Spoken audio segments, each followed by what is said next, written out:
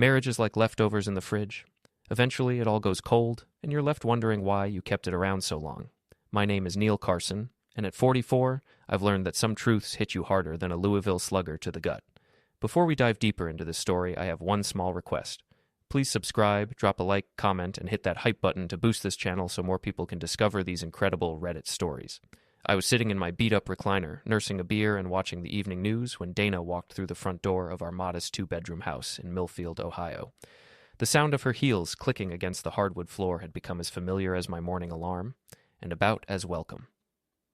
"Hey, honey," she called out, but her voice carried that distant quality I'd grown accustomed to over the past 6 months, like she was speaking to me from the other end of a tunnel. "How was girls' night?" I asked, not looking up from the television. The anchor was droning on about another factory closing downtown. Seemed fitting. Dana paused in the doorway, and I could feel her studying me. After 18 years of marriage, you develop a sixth sense about these things. She was calculating something, probably whether I'd noticed she was 2 hours later than usual. "It was fine," she said finally. "Just the usual stuff with Shelley and Tara. You know how it is." I knew exactly how it was. Dana's girls' nights had become as regular as clockwork, every Tuesday and Friday, sometimes Saturdays too. What I didn't know until recently was that her definition of girls' night had expanded to include a certain fitness coach named Greg Mathis. The discovery had come 3 weeks earlier, purely by accident. I'd been looking for my reading glasses in Dana's purse when I found a hotel keycard from the Riverside Inn, the same hotel where she'd supposedly never been, according to our conversation about my cousin's wedding reception there last month. "Never been there," she'd said then. "Looks tacky from the outside." But apparently tacky was fine when you were sneaking around with your personal trainer. I'd started paying attention after that. Really paying attention. The way she'd smile at her phone when she thought I wasn't looking. How she'd suddenly developed an interest in working out. Something she'd avoided like the plague for our entire marriage. The new lingerie that never seemed to make an appearance in our bedroom. "Neil?" Dana's voice cut through my thoughts. "Are you even listening to me?" "Sorry, what?" She sighed, that particular sigh that meant I was failing as a husband again. "I said I'm going to take a shower. Shelley spilled wine on me at dinner." I glanced at her clothes. Clean as a whistle, no wine stains anywhere. But there was something else. A faint scent that wasn't her usual perfume. Something masculine and woody. Probably whatever cologne Greg Mathis doused himself in before his extracurricular activities. "Sure thing," I said. "I'll be here." As she headed upstairs, I heard her phone buzz. Then I heard her quick footsteps as she hurried to answer it. The bathroom door closed, followed by the sound of running water. But I could still hear her voice, muffled but animated. She was talking to someone, and it wasn't Shelley or Tara. I muted the television and strained to listen. The words were indistinct, but the tone was unmistakable. It was the voice she used to use with me back when we were dating. Playful, flirtatious, alive. My phone sat on the coffee table next to my beer. I picked it up and opened the GPS tracking app I'd installed on our family plan. Dana's phone showed up as a blue dot at our house, but the location history told a different story. Today's route showed stops at her office, the grocery store, and then the Riverside Inn. Again. I took a long pull from my beer and considered my options. I could confront her directly, but Dana had always been quick with explanations. She'd probably have some story ready about meeting a client there, or helping a friend, or any number of reasonable-sounding lies. I could pretend I didn't know, and just let it continue, but that felt like swallowing broken glass every day for the rest of my life. Or I could do what my old journalism professor used to preach. Gather the facts first, then tell the story. The shower was still running upstairs when I made my decision. I opened my laptop and started a new document. If Dana wanted to play games, she was about to learn that I'd spent 15 years as an investigative reporter before the newspaper industry went to hell, and I ended up supervising a warehouse crew. I knew how to dig up dirt, and I knew how to make it stick. Over the next hour, I compiled everything I could remember from the past 6 months. The unexplained absences, the new clothes, the sudden interest in fitness, the way she'd started doing her hair differently, the credit card charges I'd been too trusting to question. When Dana came back downstairs, I was exactly where she'd left me, in my recliner, beer in hand, watching the news. But now I had a plan. "Feel better?" I asked. "Much," she said, settling onto the couch with her own drink. "You know, I was thinking we should do something this weekend. Maybe drive up to Cleveland, check out that new restaurant everyone's talking about." It was a peace offering, I realized. Maybe she was feeling guilty, or maybe she was trying to throw me off the scent. Either way, it was too little, too late. "Sounds good," I lied. Whatever you want to do. She smiled at me then, and for just a moment I saw a flash of the woman I'd fallen in love with all those years ago. It made what I was planning hurt even more, but not enough to stop me. The next morning, I called in sick to work for the first time in 3 years. Pete Rodriguez, my supervisor, didn't buy it for a second. "You sound fine to me, Carson," he said over the phone. "What's really going on?" Pete and I had worked together for 8 years, ever since I'd given up on journalism and taken the warehouse job. He was one of the few people who knew about my previous career, and he had a nose for bullshit that rivaled my own. "Personal stuff," I said. "I'll be back tomorrow." "This about Dana? You've been walking around like someone kicked your dog for weeks." Pete was also one of the few people who'd never particularly liked my wife. He'd never said so directly, but I could tell. Dana had a way of talking down to people she considered beneath her social station, and warehouse supervisors definitely fell into that category. "Maybe," I admitted. "Look, I just need a day to figure some things out." "All right, but whatever you're planning, don't do anything stupid. Prison orange isn't your color."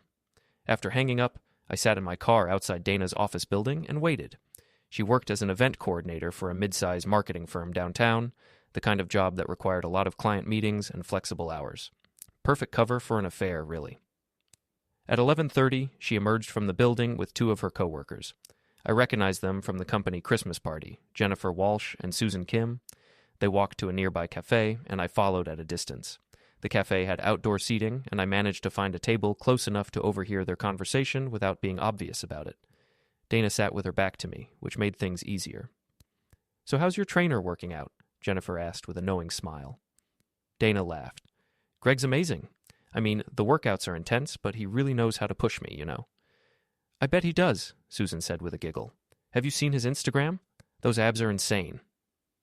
"Trust me, they look even better in person," Dana replied, and all 3 women burst into laughter. My coffee suddenly tasted like ash. Hearing about it secondhand was one thing, but listening to my wife brag about another man's body to her friends was something else entirely. "What does Neil think about all this working out?" Jennifer asked. Dana's voice changed, becoming cooler. "Neil doesn't think about much of anything these days. He comes home from work, sits in that stupid chair, and watches TV until bedtime. It's like being married to a piece of furniture." "Maybe you should get him a gym membership too," Susan suggested. "Maybe I should get him a personality transplant," Dana shot back, and they all laughed again. I gripped my coffee cup so hard I thought it might shatter. 18 years of marriage, and this was how she talked about me to her friends, like I was some pathetic loser who didn't deserve basic respect. "Well, at least Greg appreciates you," Jennifer said. "When's your next session?" "Tomorrow at 2, Dana said. "We're trying some new positions. Exercises. New exercises." More laughter. I'd heard enough. I left the cafe and drove to the Riverside Inn. It was a mid-range hotel on the outskirts of town, the kind of place that catered to traveling salesmen and people having affairs. The parking lot was half empty, but I spotted Greg's red Mustang convertible right away. The vanity plate read, "Fit Guy One." Subtle. I parked across the street and waited. 2 hours later, Dana's silver Honda Civic pulled into the lot. She parked next to the Mustang, and I watched through binoculars as she walked to the hotel entrance. She moved with a confidence I hadn't seen in years, like she was exactly where she wanted to be. 45 minutes later, she emerged looking disheveled but satisfied. Greg followed a few minutes after, and they shared a long kiss next to their cars before driving away separately. I sat there for another hour, processing what I'd witnessed. The betrayal hurt, but it was the casualness of it that really got to me.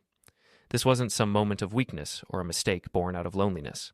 This was a routine they'd established, a regular part of Dana's week that she'd carved out while I was at work, trusting her completely.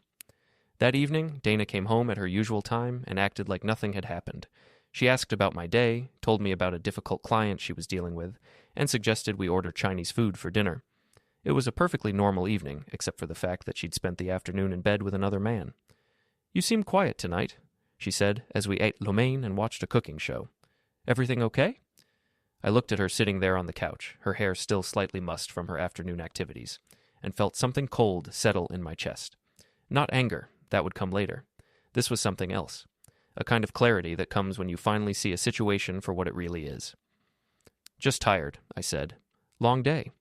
She nodded and went back to her food. On the television, some celebrity chef was explaining the importance of proper seasoning. "The key," he said, "is knowing when to add the heat and when to let things cool down naturally." Good advice, I thought. Very good advice indeed. Over the next week, I became a student of my own life, observing it from the outside like an anthropologist studying a dying culture. I paid attention to everything: Dana's habits, her schedule, her moods, her lies. The lies were what impressed me most. She'd become remarkably skilled at them, weaving elaborate stories about client meetings and work emergencies that explained her absences. If I hadn't known the truth, I would have been convinced she was the most dedicated employee in Ohio. I have to work late again tonight, she announced on Thursday morning. The Patterson account is being a nightmare, and Jennifer needs help with the presentation. I nodded sympathetically. That's rough. What time do you think you'll be home? Probably around 9, she said, kissing my cheek before heading out the door. Don't wait up if you're tired. According to the GPS tracker, she left work at 5:15 and went straight to Greg's apartment. She didn't come home until 10:30, and when she did, she had a story ready about stopping for groceries and running into an old friend. The groceries were real. She'd clearly stopped at the store on her way home to support her alibi. I had to admire the thoroughness, even as it made me want to punch a hole in the wall. Friday night was supposed to be another girls' night with Shelley and Tara. I decided to test that claim by driving to Shelley's house around 8 o'clock. Her car was in the driveway, and I could see her through the front window, watching television with her husband. No sign of Dana or Tara. I drove to Tara's next. Same story. She was home with her family, no girls' night in sight. Dana's phone showed she was at a sports bar across town. I drove there and found her in a corner booth with Greg, their hands intertwined across the table like teenagers. They were so absorbed in each other that I could have walked right up to their table, and they probably wouldn't have noticed. Instead, I took photos from across the room with my phone's zoom lens. The quality wasn't perfect, but it was good enough to clearly identify both of them. Evidence for later. Saturday morning, Dana was unusually affectionate. She made pancakes for breakfast and suggested we spend the day together, maybe drive out to the lake and walk around the park like we used to do when we were younger. That sounds nice, I said, and meant it. Despite everything, part of me still missed the woman I'd married. Maybe if we could recapture some of what we'd lost, she'd end things with Greg, and we could work through this. We spent the afternoon at Lake Erie, walking along the shore and talking about everything except what was really wrong with our marriage. For a few hours, it almost felt like old times. Dana laughed at my jokes, took my arm when the path got rocky, and even suggested we stop for ice cream on the way home. But then her phone buzzed with a text message, and I watched her face light up in a way it hadn't when she looked at me in months. Work? I asked. Yeah, she said, but she was smiling as she typed her response. Just Jennifer with a question about Monday's meeting. I knew it wasn't Jennifer. I knew it was Greg, probably wondering why she wasn't available for their usual Saturday afternoon session. And I knew that despite the pleasant day we'd shared, nothing had really changed. That night, as Dana slept beside me, I lay awake staring at the ceiling and planning my next move. Confronting her directly would only lead to denials and more elaborate lies. Going to Greg would be pointless. He had nothing to lose that I could take away. But what if I could make them both lose something? What if I could turn their secret affair into a public embarrassment? I thought about my old journalism days, about the stories I'd broken and the lives I'd changed with nothing but facts and good timing. I'd exposed corrupt politicians, crooked businessmen, and lying bureaucrats. How hard could it be to expose two cheating lovers? The answer, I realized, was not hard at all. It just required patience and the right opportunity. Sunday morning, Dana announced she was going shopping with her mother. This was plausible. She and her mom, Patricia Weller, had a standing shopping date twice a month. But when I called Patricia's house an hour later, pretending to look for Dana, her mother seemed confused. Shopping? We don't have plans today, Neil. Is everything all right? Oh, I must have gotten my days mixed up, I said quickly. Sorry to bother you. Wait, Neil, Patricia said. Is Dana okay? She seemed distracted when I talked to her last week, and she's lost weight. I hope she's not working too hard. Patricia had never been my biggest fan, but she genuinely cared about her daughter's well-being. The irony wasn't lost on me that I probably knew more about Dana's current state of mind than her own mother did. She's been stressed about work, I said, which was technically true. I'm sure she's fine. After hanging up, I checked Dana's location. She was at Greg's apartment again, on a Sunday morning. They weren't even trying to be subtle anymore. I spent the rest of the day researching Greg Mathis online. It wasn't hard to find information about him. He was active on social media and had a professional website for his personal training business. He was 39, divorced, and apparently quite popular with his female clients based on the glowing testimonials on his site. What interested me most were the photos. Greg clearly spent a lot of time documenting his workouts, his meals, and his social life. He tagged his location constantly and posted multiple times a day. It was a narcissist's paradise. and it gave me a complete picture of his daily routine. More importantly, it gave me leverage. When Dana came home that evening, she was glowing with post-exercise endorphins. Or post-something endorphins, anyway. "How was shopping?" I asked. "Great," she said without missing a beat. "Mom and I found some amazing deals at the outlet mall. I got you a new shirt. It's in the car." She did indeed have shopping bags, and there was a shirt in my size. She'd clearly made a stop after leaving Greg's place to support her story. The planning that went into her deception was almost impressive. "That's thoughtful," I said. "How's your mom doing?" "Oh, you know her. Same as always. She asked about you, actually, said we should come for dinner soon." I nodded and smiled, playing the role of the oblivious husband while inside. My anger crystallized into something harder and colder. Dana wasn't just cheating on me, she was insulting my intelligence with these elaborate charades. She thought I was too stupid or too complacent to figure out what was happening right under my nose. She was about to learn how wrong she was. Monday morning, I made another call to work. Pete wasn't happy about it, but he agreed to give me one more personal day. "Whatever's going on, Carson, you better figure it out soon," he warned. "I can't keep covering for you indefinitely." "I know," I said. "This should be the last time." I hoped that was true. What I was planning would either resolve everything or blow up my life completely. Possibly both. I started by visiting Greg's gym. It was a small, independent place called Apex Fitness, located in a strip mall between a nail salon and a tax preparation office. Through the front window, I could see Greg working with a client, a middle-aged woman who was clearly more interested in his attention than his fitness advice. I waited in my car until his session ended, then followed him to a coffee shop down the street. He ordered some complicated drink with multiple adjectives and sat at a table near the window, scrolling through his phone. This was it, the moment of truth. I walked into the coffee shop, ordered a regular black coffee, and approached his table. "Greg Mathis?" I said. He looked up, and I saw the exact moment he recognized me. His face went through a series of expressions: confusion, recognition, and finally fear. "Neil," he said carefully, "what are you doing here?" "Having coffee," I said, sitting down across from him without being invited. "Nice place. Do you come here often, before or after the Riverside Inn?" The color drained from his face.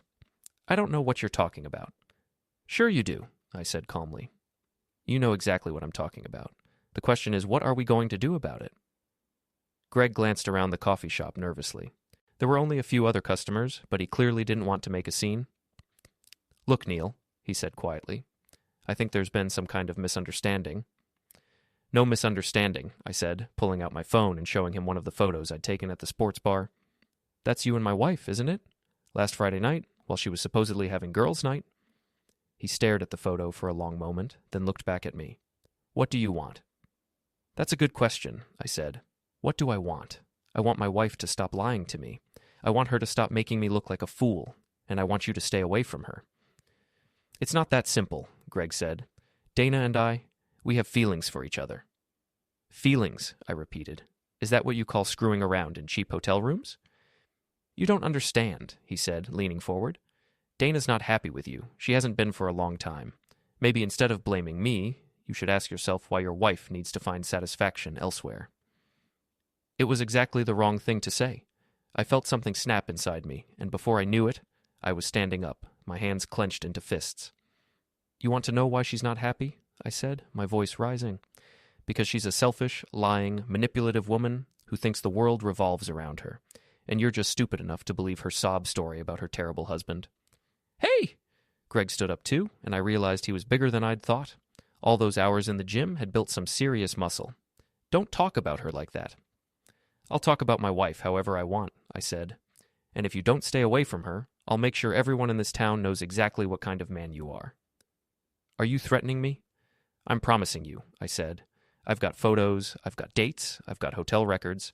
I can make your life very uncomfortable, Greg. Is my wife really worth that?" He stared at me for a long moment, and I could see him weighing his options. Finally, he sat back down. "What do you want me to do?" he asked. "End it," I said. "Today. Tell Dana it's over, and then stay away from her.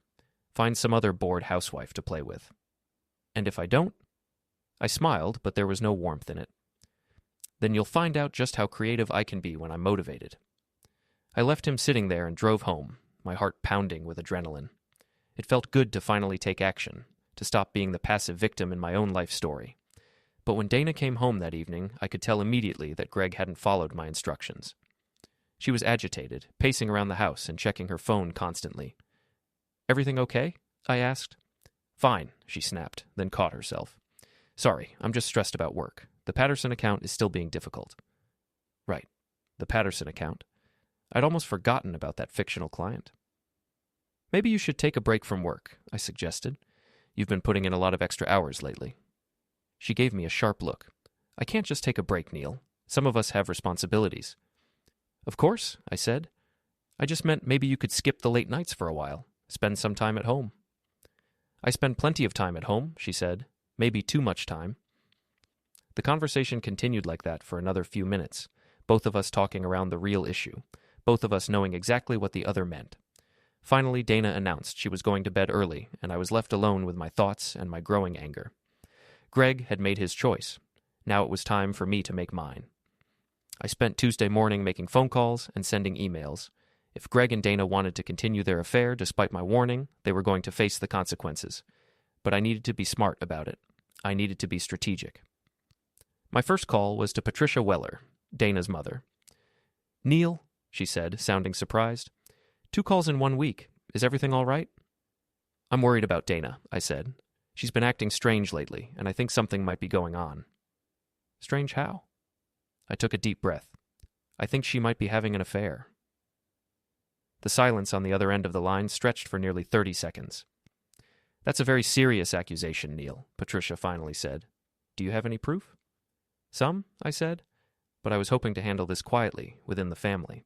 I thought maybe you could talk to her." I don't know what to say," Patricia admitted.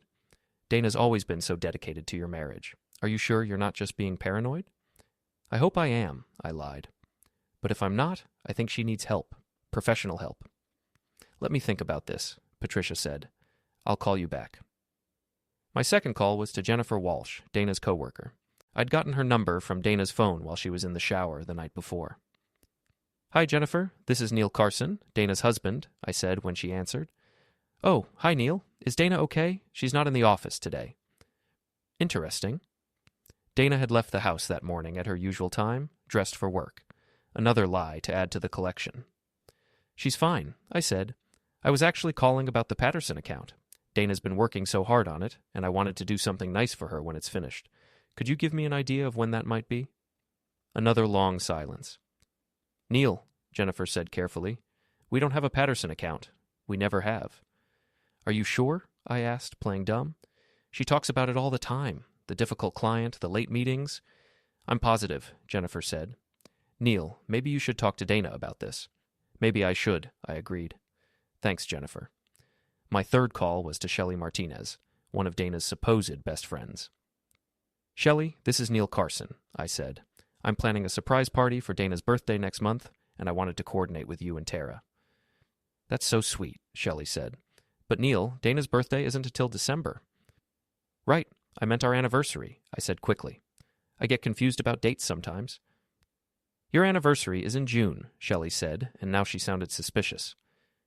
"Neil, is everything okay?" "Fine," I said. "Just trying to plan ahead. By the way, Dana mentioned you guys had a great time at Girls' Night last Friday. Where did you end up going?" "Girls' Night?" Shelley repeated. "We didn't have Girls' Night last Friday. Tara was out of town, and I was home with the kids." "Neil, when's the last time you actually talked to Dana about her schedule?" "Good question," I said. "Thanks, Shelley." By noon, I had confirmation of what I already knew, plus ammunition I hadn't expected. Dana wasn't just lying to me. She was using her friends as alibis without their knowledge. When the truth came out, they were going to be just as angry as I was. I drove to Greg's gym and waited in the parking lot. At 2:15, Dana's Honda pulled up next to Greg's Mustang. She got out, looked around nervously, then hurried inside. This time, I didn't just watch. I got out of my car and walked into the gym. The front desk was staffed by a young woman with bright pink hair and multiple piercings. She looked up when I entered. "Can I help you?" she asked. "I'm looking for Greg Mathis," I said. "I'm interested in personal training." "Oh, Greg's with a client right now," she said. "But I can schedule you for a consultation later this week." "Actually, I'd like to observe a session first, if that's okay. Get a feel for his training style." She looked uncertain. "I don't know if that's allowed." "It's fine, Madison," a voice said behind me. I turned to see Greg approaching, with Dana close behind him. Both of them looked like they'd been caught stealing from the church collection plate. "Neil," Dana said, her voice barely above a whisper. "What are you doing here?" "Research," I said calmly. "I was thinking about getting in shape. Greg here was just telling me yesterday how much he enjoys working with married women." The color drained from Dana's face. Greg stepped forward, his jaw clenched. "I think you should leave," he said. "I think you're right," I agreed. "Dana, are you coming home, or do you have more exercises to do?" She stared at me for a long moment, and I could see her mind racing, trying to figure out how much I knew and how much I was guessing. "I'll be home later," she said finally. "We need to talk." "Yes," I said. "We definitely do." I left them standing there and drove home to wait. But instead of feeling satisfied, I felt empty. The confrontation I'd been building up to for weeks had finally happened, and it was nothing like I'd imagined. There was no dramatic revelation, no tearful confession, no moment of clarity that would make everything make sense. There was just the truth, ugly and simple and irreversible. Dana came home 3 hours later. She walked into the living room where I was sitting and stood in front of the television, her arms crossed. "How long have you known?" she asked. "Long enough," I said. "Are you going to make me say it?" "I think you owe me that much." She took a deep breath. "I've been seeing Greg for 4 months. It started as just training sessions, but it became something more." "Something more," I repeated. "Is that what we're calling it?" "It's not what you think," she said quickly. "It's not just physical. We have a connection. He understands me in a way that you don't anymore." "Right," I said. "He understands you so well that he's willing to sneak around behind my back and lie to everyone we know." "You don't understand," Dana said, sitting down on the couch. "Neil, we haven't been happy for years. We both know it. We're just going through the motions." "So you decided to go through some motions with Greg instead?" "I decided to find someone who makes me feel alive again," she said. "Someone who appreciates me." "And all those lies? The fake work emergencies, the imaginary girls' nights, the made-up clients? Was that Greg's idea, or did you come up with that yourself?" Dana looked down at her hands. "I didn't want to hurt you." "You didn't want to get caught," I corrected. "There's a difference." We sat in silence for several minutes. Finally, Dana looked up at me. "What happens now?" she asked. I'd been thinking about that question for weeks, and I finally had an answer. "Now you get to find out what it feels like when everyone knows the truth," I said. "Starting with your mother." "Neil, please." "I called her this morning," I said. "Told her I was worried about you. She's expecting your call." Dana's face went white. "You had no right to involve my family." "You involved my family when you decided to cheat on me," I said. "You involved our friends when you used them as alibis. You involved my reputation when you started bragging to your coworkers about your boyfriend's abs." "How did you—" "I know everything, Dana. The hotel, the lies, the fake shopping trips. I know about the Patterson account that doesn't exist and the girls' nights that never happened. I know that you've been lying to everyone who cares about you for months." She started crying then. But they weren't tears of remorse. They were tears of frustration and anger. "You bastard," she said. "You've been spying on me." "I've been paying attention," I corrected. "Something I should have done a long time ago." Dana stood up and headed for the stairs. "I'm packing a bag," she said. "I'll stay at my mother's tonight." "Good idea," I said. "You two will have a lot to talk about." She paused at the bottom of the stairs and turned back to me. "Why are you being so cold about this?" she asked. "Don't you feel anything?" I looked at my wife of 18 years, standing there with mascara running down her cheeks, and realized that I did feel something, but it wasn't what she expected. "I'm practicing," I said, "for when you're gone." The words hung in the air between us like a challenge. Dana stared at me for a long moment, then turned and walked upstairs. 20 minutes later, she came back down with a suitcase and her car keys. "This isn't over, Neil," she said. "Yes, it is," I replied. "You just don't know it yet." After she left, I poured myself a drink and sat back down in my recliner. Tomorrow, I would start making the other calls. To her friends, to her coworkers, to anyone who needed to know that Dana Carson wasn't the person they thought she was. But tonight, I just sat in the quiet house and enjoyed the silence. For the first time in months, I didn't have to wonder where my wife was or who she was with. I didn't have to pretend I believed her lies or act like everything was fine when it wasn't. For the first time in months, I could just be myself. And it felt good. The end.